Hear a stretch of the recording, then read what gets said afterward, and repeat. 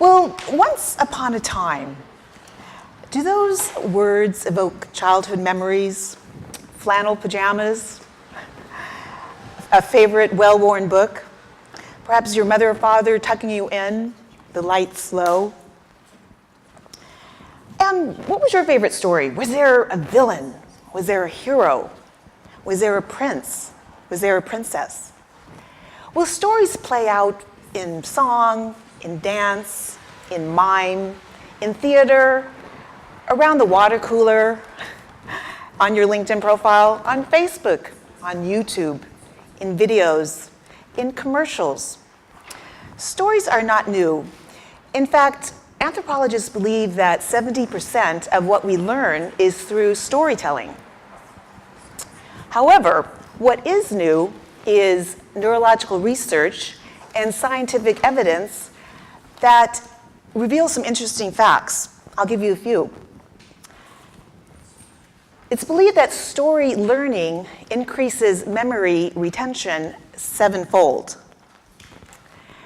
Storytelling is more powerful than facts and figures and details and bullet points and Gantt charts and pie charts. Yes, stories are powerful. Secondly, it's been shown that across languages and cultures, the first few uttered words by children is usually first it's mama or papa, and then it's the word story. In fact, that's why on the cover of my book that I wrote about storytelling, I have the word story in various languages. Geschichte, Storia, Histoire, Verhaal. And I learned Turkish for story last night. What was it again? Hege, right. And another interesting fact is that a scientist, by monitoring brain activity, called fMRI, or functional magnetic resonance imagery, they have shown that actually our brains are wired to absorb information in chunks, and that happens in storytelling. It's called event perception structure. So it leads to the fact that our brains are actually wired to absorb information better when it's told as stories. So storytelling, it combines facts and figures and details with colors, imagery, and emotions. And it creates synapses in our brains, between the left and the right halves of our brains. Well, what is the definition of story? Well, I looked to Wikipedia, as maybe many of you do find definitions just to see what Wikipedia says. And this is what Wikipedia says.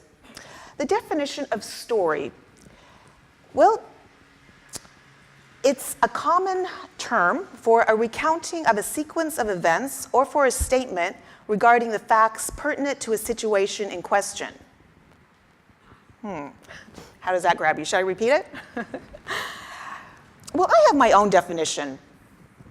It's quite simple. I think a story, should have a beginning, a middle, and an end. But what makes for a good story? Speaking of an end, don't you hate it when you're all set up to hear a good story and then there's no conclusion and you're just left hanging? Well, what makes for a good story? A good story is one that has a stimulating beginning, a captivating middle, and a defining ending.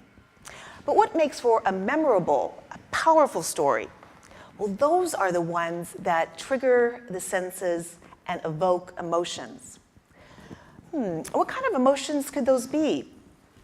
Anger, fear, craving, desire, surprise, anticipation, disgust, sympathy, sadness.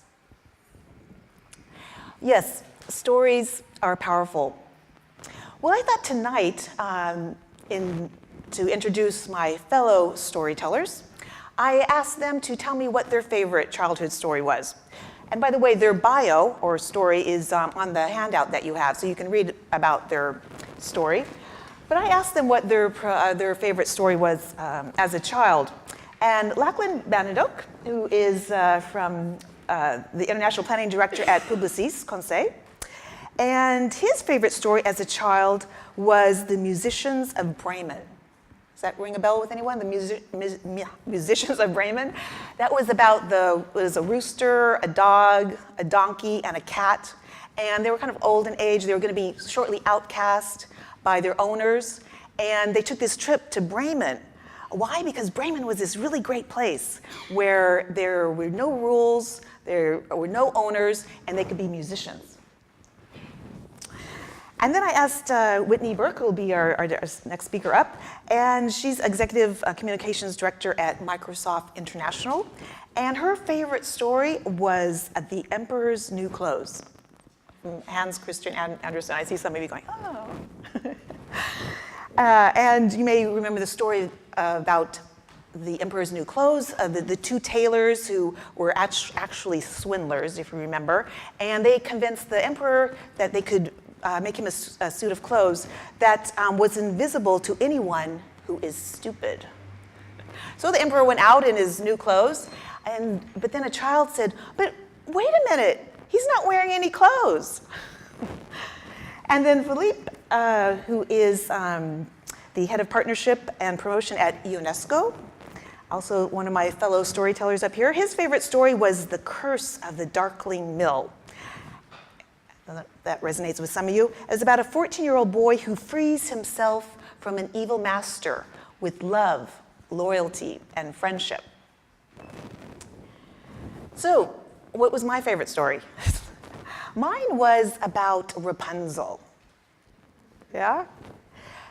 So Rapunzel, if you're familiar with the story, she was the beautiful princess with the long, beautiful, flowing hair.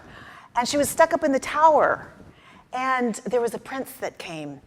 And he said, "Rapunzel, Rapunzel, let down your hair." And so she let down her long, flowing blonde hair, and he crawled up and saved her. Well, for me, it really, it wasn't the prince. It was the hair that captivated me. The long, flowing, long, beautiful hair. Why? Because I had short, curly, black hair.